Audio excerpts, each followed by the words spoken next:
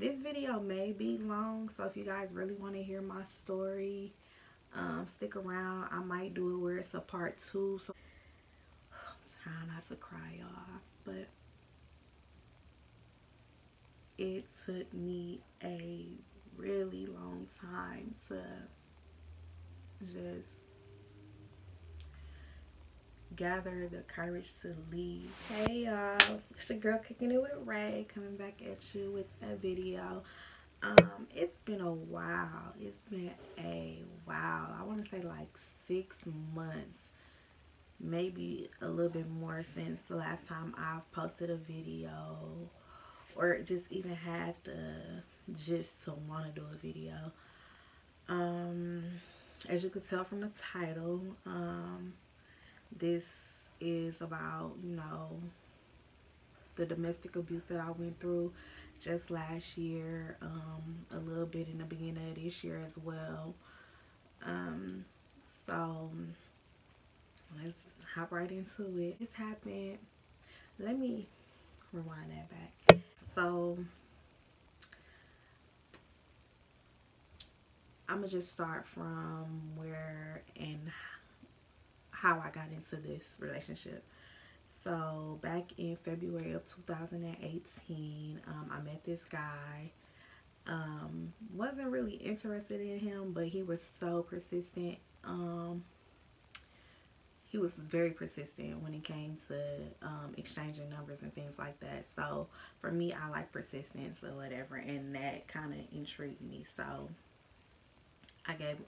he gave me his number, and we started texting and things like that or whatever, and you know, the normal texting, getting to see each other here and there and things like that. And it went from just some text to literally like us seeing each other every day when I wasn't at work or before he went to work. Like, we were always together, and even when he was off, like, we made time for each other, kicking it, everything. Now, at the time that I met this man, I was at a point in my life where I was vulnerable because I had just broken up with someone in December of 2017, and that relationship, like, he just cheated the whole entire time. Like, it was just so much. So I was at a point where I was like, I'm done with guys. Like, I don't care for him, and that he approached me in the mall. I was just like, no, or whatever. But like I said, he was so persistent. Like, he was not giving up until, I had his number, he had my number. So he called me at a vulnerable time. Ladies, we all know how it is when we vulnerable. So, like I said, getting to know each other, spending time, going out to eat, doing this, doing that. He's sending flowers to the salon and all types of stuff. I had a show, I want to say March. It was like March of 2018. It was called The Gathering. Where I'm from, my city or whatever, one of the radio stations always put together this event called The Gathering, where it's just a bunch of different businesses and things like that, and there's a bunch of vendors and stuff like that. And I'm a hairstylist, so I work at a salon, and the salon was featured at The Gathering. So he ended up showing up with flowers, a bouquet of roses. And that's for me, like, I'm like, oh, I ain't never had no guy like buy me flowers. And this wasn't like a major event, but he seen, like, you out here doing your thing, you this, that, and the third. And so, I see that. So he sent me some flowers and stuff, and he showed up. He had got off of work that morning, and he ended up showing up at the gathering or whatever and stuff. So, he was just doing everything that the man that I was with before didn't do or whatever. And so it intrigued me or whatever. Like, he had me or whatever. And so just, as time went by, we're kicking it. We're doing this, we're doing that, and this, that, and the third. Like somebody, like, people will usually do when they're dating or whatever. And the first time that, the first red flag for me was, it was in March again. It was a couple days after the gathering. I decided that I would rent a hotel room because he was a nurse and he worked third shift. He had kids he took care of and things like that, and I could just see the stress on him. And so I decided to rent a hotel room for the night, and it was a Wednesday. It was a random day out of the week. It wasn't like no weekend or anything like that. I believe it was a Wednesday, and decided to rent a hotel room. Now, like I said, we met in February. We kicked it off real strong after the first day, but we kicked it off real strong. We were spending the night, and he did not necessarily spend the night, but he would come and he would chill or whatever for a little bit, and then he would leave.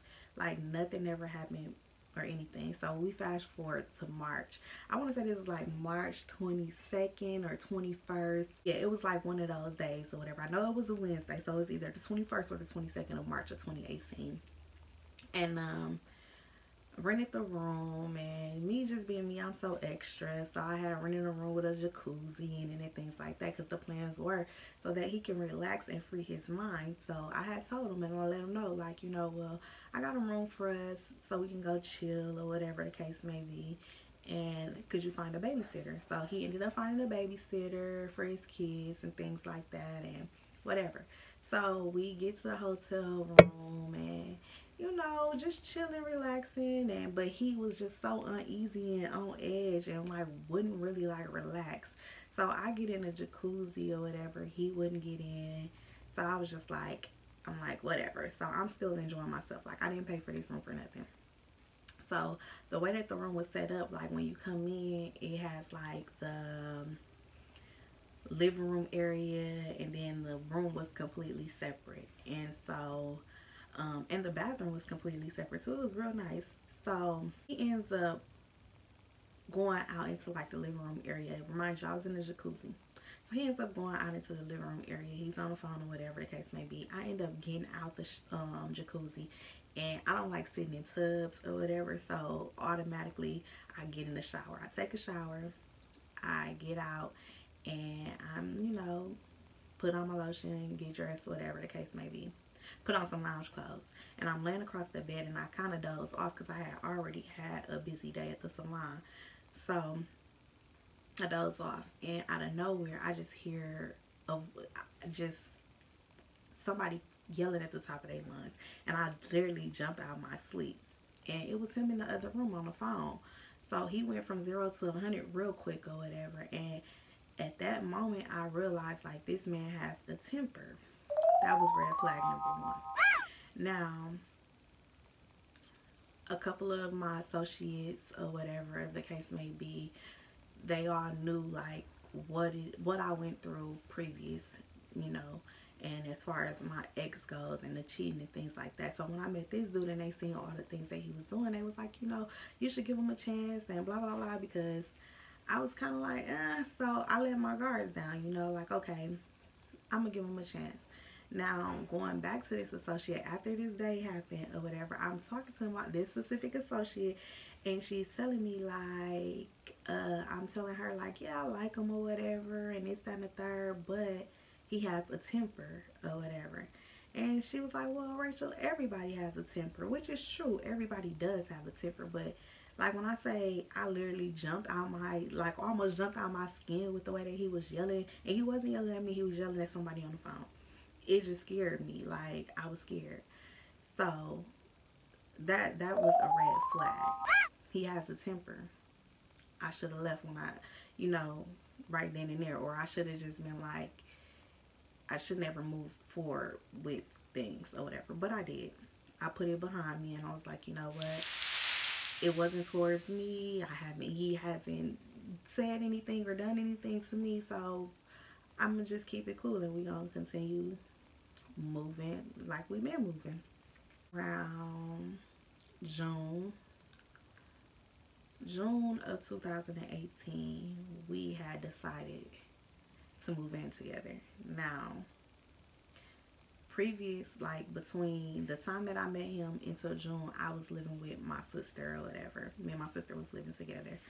And if you got sisters and y'all live together or just a female roommate, a lot of times that don't work out. And it started becoming a thing where it didn't work out. So me and him ended up getting a place together. And everything was fine. You know, we moved in together, things was cool or whatever, and we just living our lives, you know, working, enjoying each other and things like that. Now, I remember exactly if this was in July or June. It was June. I remember, so I remember he went through my phone. I was asleep, and my phone had a lock on it. But I think he took my thumb while I was asleep. Normally, I'm a light sleeper. No, I don't think he did that. I really think that like he was the type to just be over my shoulders when I'm unlocking my phone, which a lot of times I use the thumbprint thing or whatever. But I think when he was just real, he paid attention to everything. So, and I don't have anything to hide or anything like that, but he he went through my phone. I was asleep. He went through my phone or whatever the case may be. And so the next day after he went through my phone, it was the morning time or whatever, and he just his demeanor, just everything was just so different. So I'm like, what's wrong, you know?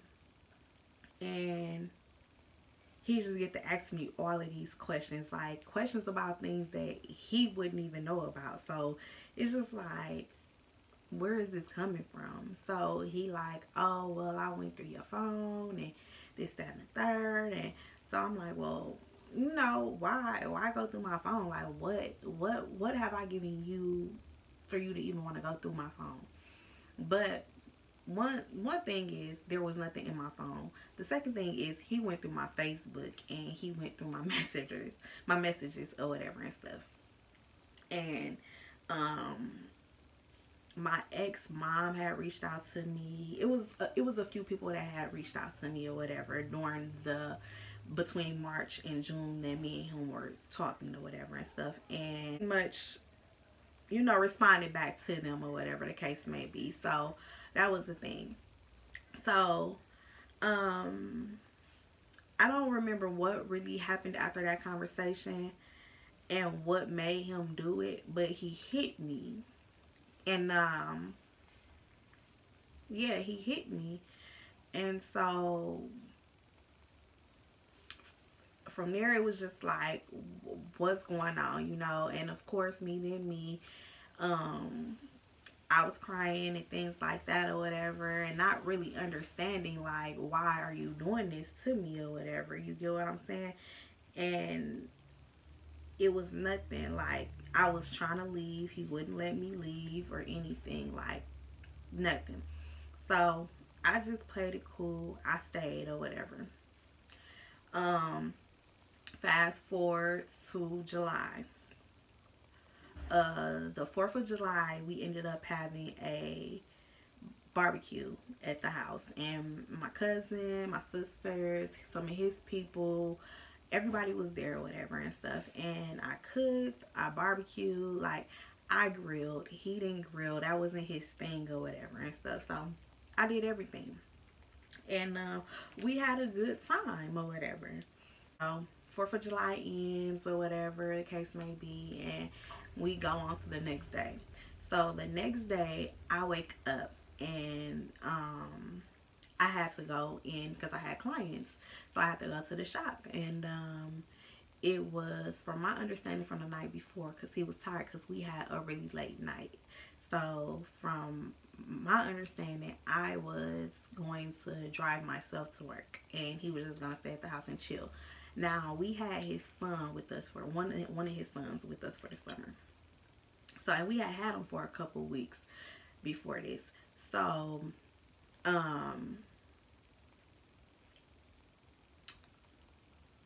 when I woke up, once again, That same demeanor that he had back in June was the same one that he had again. So I'm just like, what now? In my mind, I'm thinking, what now? So it went from, oh, you know what? I'll take you to work and blah, blah, blah. Okay, cool. Take me to work.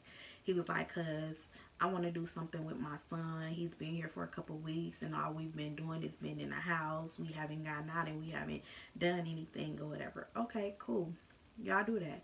So he was like, I need some money though to do that, because at the time he wasn't working. He wasn't working. He ended up quitting or losing his job, one of the two. But he wasn't working, so I was holding the fort down. And so I had gave him, I want to say it was like maybe 60, between 60 and $80. It was something like that. I had gave him or whatever. And it's the summertime, where the 4th of July, there's plenty of things for you to do with, I believe his son was 7 at the time. There's plenty of things for you to do with a 7-year-old that's free. You could take him to the park, you could go play basketball, you could do anything. There's plenty of things for you to do that's free, where, you know, $80 would have pretty much, you know, stretched for y'all to eat, for you to put gas in the car, everything. So he takes me to work or whatever, and that's that. I'm at work, you know, doing hair, doing my clients, whatever. And it's like maybe 4, 5 o'clock in the evening, and I'm finishing up. I'm on my last head, so I normally, you know, a text like, hey, or text or call and be like, I'm close to being done, you know, you can be on your way, whatever, whatever. So he's like, oh, find a way home. Or he was like, he can't come get me. So I'm like, what do you mean you can't come get me or whatever? Ain't no gas in the car. I'm like, how isn't there not any gas in the car or whatever? And he was like, because there ain't. I said, well, I gave you money, you know, why isn't there any gas in the car? We had to eat, and it was some other excuse or whatever and stuff, which made no sense. The stuff still didn't add up, because I know you and your son not eating $80 worth of food. You just not. So his son is settled for a McDonald's real quick, and that's just that. So I'm confused. So I end up, instead of arguing with him about it, I'm like, okay, whatever. I end up calling my cousin, and my cousin, she ended up coming to get me or whatever.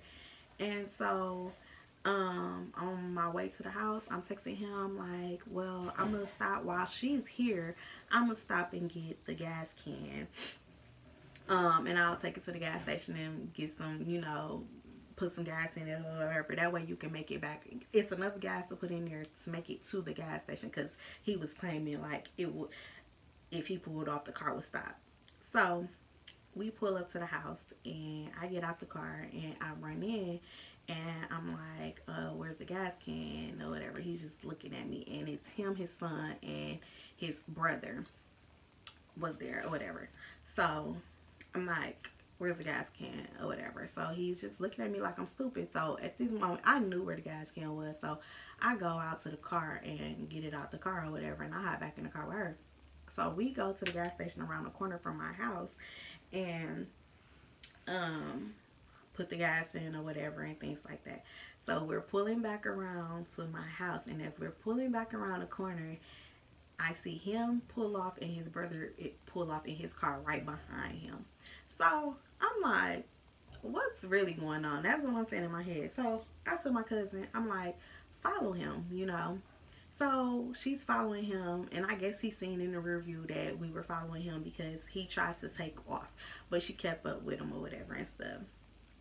And we end up pulling at this red light. So it's his car, his brother's car behind him, and we're right next to him or whatever. So I got the window down, and I'm like, what's going on? I thought you said the car wouldn't move and all this other stuff. And he's saying what he's saying or whatever, and this, that, and third. And I was just like, you know what? I was like, I ain't got time for this. I said, you could come back to the house and you could pack you and your son's shit and you can go or whatever. And at that moment, he hopped up out the car, and I literally went for the door, like locked the doors and rolled up the window real fast. And my cousin was like, she just looked at me weird or whatever. and we arguing, and he was like, "Oh my mama, don't do this and don't do that," like just real like with it in the middle of the street or whatever and stuff. So I was like, you know what? So my cousin, I'm like, you could pull off, you could go to the house or whatever. I ain't saying nothing else to him. So it's weird, pull off. She was just like, what's going on or whatever. She was like, because the way that you went for that door, it's like you knew that he was gonna try to hit you. Has he hit you before? And I was like, that's never no mind. Like, whatever. That don't even matter. So we go to the house. We pull up to the house, and he comes in. Everybody else is still outside. His son is outside in the car. His brother is outside in his car. My cousin outside in her car. So he comes in, and we're just going at it. And I remember being in my bedroom, and I had this work smock on or whatever. So I'm taking it off or whatever and things. And I can admit I have a mouth on me. Like, I have a mouth. I will go back at you, like, and that's just that or whatever. Like, that's my biggest thing or whatever. Like, I don't know how to shut up when it's time to shut up. So we're arguing and going back and forth, and all I know is he haul off and hits me in my face. And I had some earrings on sort of like this or whatever, and he hit me so hard that the earrings like literally bent and everything or whatever. So I just remember him over top of me, just hitting me, just going at it, and I'm just like, I'm balled up in like a fetal, like just balled up, trying to get him to stop hitting me or whatever. So he like yelling like he ain't going nowhere and telling me to shut up crying and all this other stuff, and how I had him effed up. It was just a whole bunch or whatever. And so I remember some way somehow getting out the bedroom, and I'm in the bathroom, and I'm sitting in the corner. I went to the bathroom because there's a window in our bathroom, and the neighbors are right there. Like, their room window is right next to our bathroom window. So I'm there like yelling, trying to cause a scene so that somebody could call the police or do something. And he comes in the bathroom, and he like grabs my face, and he's like, shut up or whatever. And I'm just crying, like asking him to stop, and he wouldn't. So he grabs a towel and he wets it, and I guess at the time my lip was bleeding or whatever, and he was trying to wipe it. So I like smacked his hand away, like, I no, like, leave me alone, like, don't touch me, I'm good or whatever. And so I don't know what point we got to where it just stopped. Like, I feel like with him, like, his anger gets the best of him, and he doesn't realize what he's doing. And then a few minutes later, he comes to his senses. And that's kind of what it was, because it was just like, it literally, like, it went from that to nothing. And we were talking then, and I'm like, I just think it's best that you leave, and this, that, and the third. And he's just like, he's not going nowhere. And 1 minute he's like, oh, he's finna pack all his stuff up and go, and then 2 minutes later he's like, he's not going nowhere. So he's just like very bipolar antics. But at the time, like, we're talking, I could feel like this popping in my jaw. Like, every time I talk, it's a pop, like a bone popping or whatever. And so I'm like, I need to go to the hospital. I think my jaw is broken. And he's like, ain't nothing wrong with you or whatever. And I'm like, yes, it is. So I had called my cousin, because my cousin ended up leaving. And I called her back to see if she could come take me to the hospital, but she had to be somewhere important or whatever and stuff. So that was just that. But he ends up saying, come on, I'll take you to the hospital. So he takes me to the emergency room, and he was like, do you want me to come in with you? No, I don't want you to do anything. Like, leave me alone. So I get out, I go into the emergency room, I check in or whatever, and they call me back, and I'm telling them what happened and things like that or whatever. And so from there, they ended up putting me into, instead of me going back to wait in a waiting area, they put me in a separate room, because now it's a case of abuse or whatever, or violence, domestic violence. And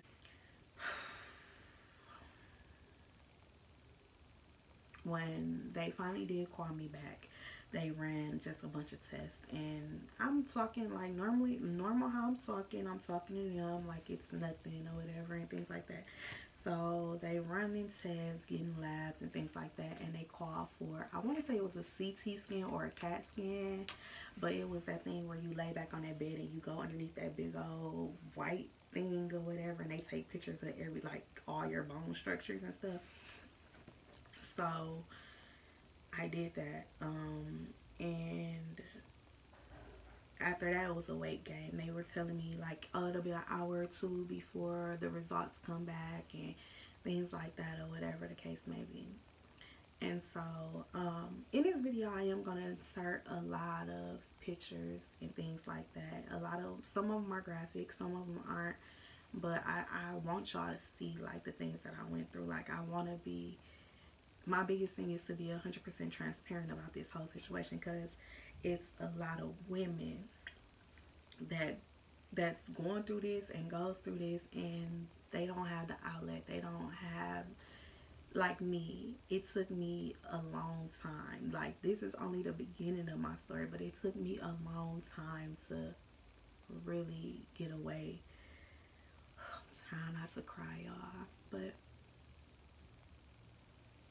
it took me a really long time to just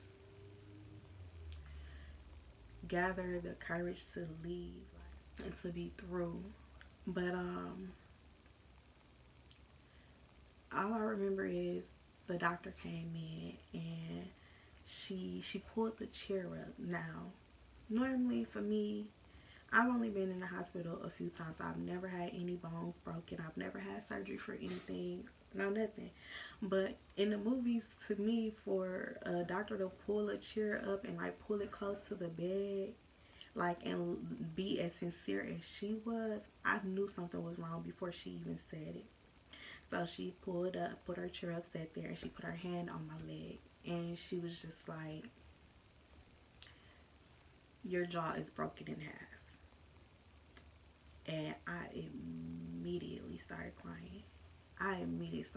Because I thought that they were going to come back and tell me, oh, it's a fracture, you know, or it was nothing.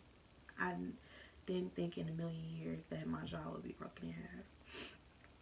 So she was like, I forgot exactly her terminology or whatever, but she was a surgeon, but she wasn't a bone surgeon or facial something like that. She wasn't the one that's gonna operate on me.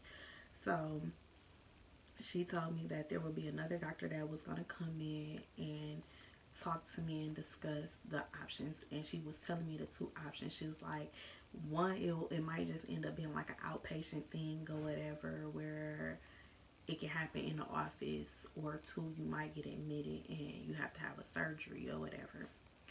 So fast forward, I say about 15-20 minutes later, another doctor comes in and he sits, and he actually pulls my the x-rays up on the computer. So this is my first time seeing the x-rays, and in the x-rays you see both of my jaw bones, and one of them you see is just straight like this. Like, this is our jawbone, so it's just like this. And then the other one, you see the bone sticking out like this. So the bone is literally, my bone is cracked in half. So once he showed me that, like, that even more like hurt me, because I'm just like, why me? Like, why me? Why me? But it was me, and I had to live through it. I had to live through that to be here today to tell you guys, you know, you ladies, you men, the real. A lot of us really hold back on the things that we go through day to day. And this isn't my first time telling this story. If you're my friends or you know me personally and you follow my social media, like my Facebook and one of my Instagrams, because I have two Instagrams. If you follow my personal Instagram and my personal Facebook page, then you'll know a while back I ended up actually speaking out and posting the pictures and things like that. And what brought me to tell this story today to the world, and not just, you know, the people that know me or whatnot, was lately I've been having a lot of women come to me and tell me, thank you, Rachel, for speaking your truth. Because of your truth and your story, it has helped me to get out of a situation that I was in. Like, there's so many women around me that I would have never, ever looked twice at and was like, you're going through abuse, or somebody's abusing you, or whatever. Like, I would have never thought. So to know that my story is reaching or touching or empowering the next woman to want to get out of that situation is everything to me. So I'm here. I'm not here to bash anybody. That's why I have not said his name. But like I said, once again, if you know me personally, then you know exactly who I'm talking about. Everybody does. I'm not going to say everybody does, but you know who I'm talking about. And so yeah, but back to the whole my jaw being broken. Now, I've had two red flags so far before this incident, and I didn't take heed to either one of them. The first one wasn't really towards me. He was arguing with somebody. I seen his temper, you know, whatever. The second time when he hit me after going through my phone should have been the break. Like, I should have just let it go, but I didn't, you know. And so here we are, a third time. Now I'm in the hospital with a broken jaw. And the surgeon told me, he said he has to go in and look and really see what options they were going to do. But he told me the two options. The first option was to cut me from here to here and insert a metal plate in my jaw that will be there permanently for the rest of my life. And then the second option was to get my mouth wire shut. So he was like, I'll be back. He left. He came back, and I remember he peeped his head in the room, and he was like, on a scale of 1 through 10, what's your pain level? And I was like, maybe like a 5. He was like, you're a true soldier. He was like, you know, he was like, I'm shocked. He was like, for you, your bone to be in half, like you're talking, and I think it's more so like the adrenaline that was going through me at the time. It had to be the adrenaline. So, they ended up admitting me in the hospital, and I cried like a baby because, one, I don't like hospitals. I hate hospitals. And two, it was just like, I ain't never had no surgery.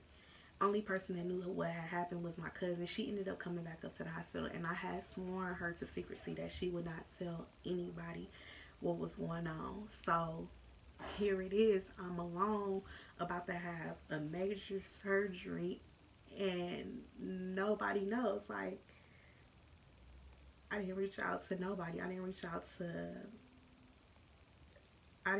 nobody, like, which I should have, but I didn't. So I get admitted, or whatever the case may be, and they set my surgery. Now, this was the 5th of July. They set my surgery to 7 a.m. on the 6th. And 7 a.m. Well, let me say this. They admitted me.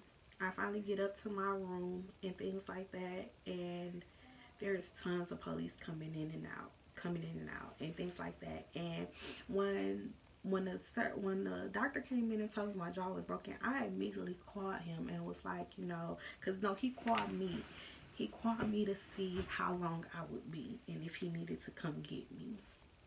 And I was just like, well, my jaw is broken. And he's like, you're lying.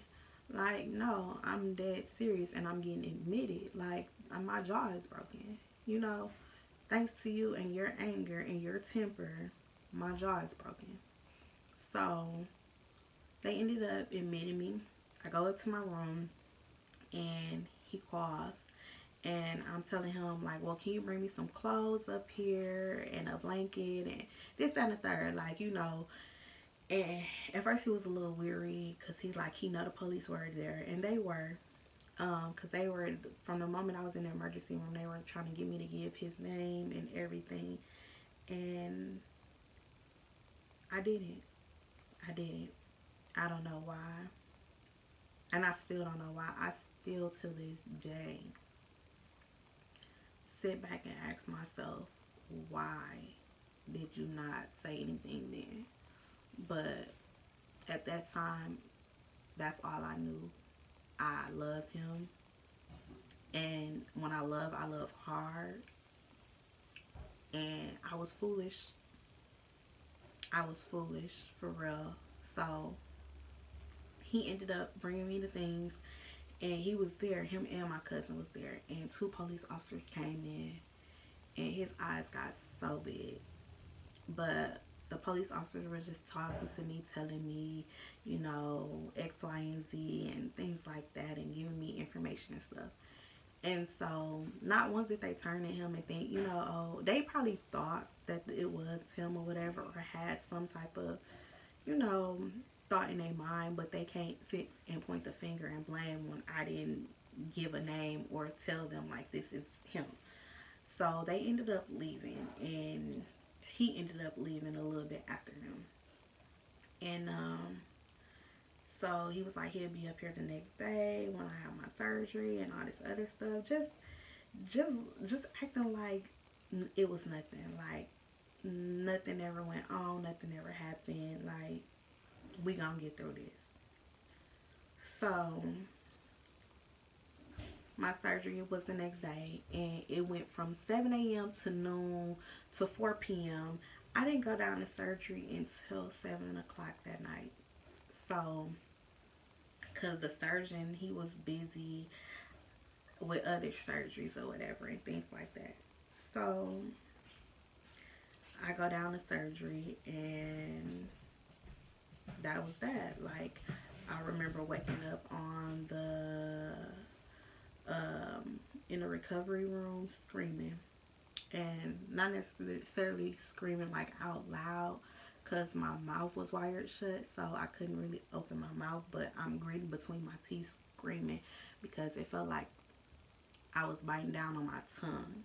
So the nurse ran over, and she's trying to ask me what's wrong, and I really can't talk or whatever, and all I know is she put some more medicine in my IV, and I was out.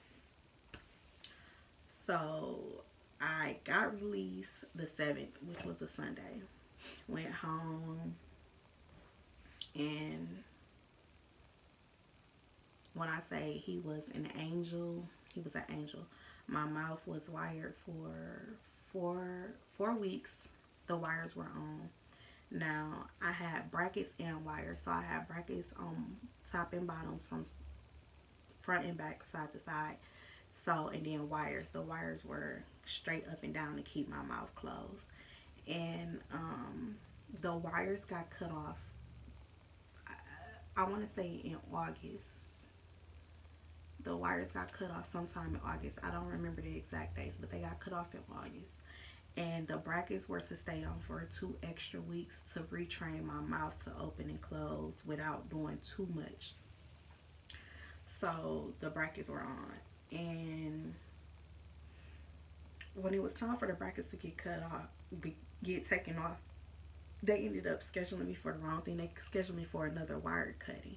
So when I went in, they realized like her wires were already cut out. So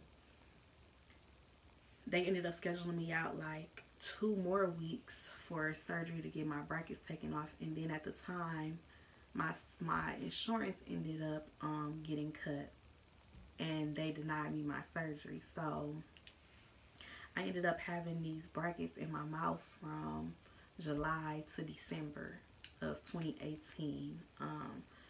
I ended up getting them removed December 12th of 2018. I had a day surgery. So yeah. But even with that, I still took them back. Didn't let them go. or anything like that. And it was just hell. Like, the 6 weeks that, I'm gonna say the 4 weeks that the wires was on, was he never touched me, he didn't do anything or nothing. But the moment the wires got cut off and I was able to talk again and things like that, like, that's when the abuse started back. And this time it'll just be for anything. But within that time, I found out so much about him. He had a gambling problem. He popped rollers. And if you don't know what rollers are, their ecstasy pills and things like that. And he popped them heavy. So, he was under a lot of influence of different things. And he was under some more pressure and things like that. I'm not gonna get too deep into that, but it was just a lot of anger built up in him, like just a demon for real. And so between July and December, it was just always something. It was always something. It was never not anything. It was just always something. So this isn't the last thing that like told me like this was enough, but this was one of the things. This was the thing that got him. He ended up catching a battery and a battery case and a domestic abuse case. So I am gonna end up doing 2 parts because this first part ended up being a whole lot longer than I expected. But stay tuned for part 2. Thank you guys for sitting here watching and hearing my story. If you guys have any questions or anything, I'm always open to talk and discuss anything. Y'all can leave any comments, questions, or anything below. I'm also going to leave all my information to where you guys can contact me if need be. But thank you so much. I love you guys.